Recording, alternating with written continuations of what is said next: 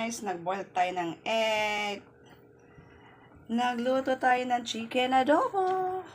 Yan, naka-boiled naman yung egg natin. So, maya na lang natin lagay yung itlog natin. So, di pa luto yung manok ko. So, mag-chicken adobo tayo with egg. Yan, sarap, sarap, sarap ng chicken adobo natin. Natin yung egg natin. Yan. Yan. Tatlo lang naman kami kakain.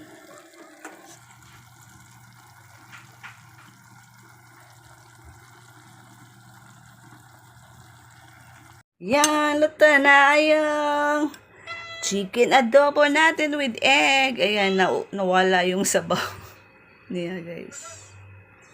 Pero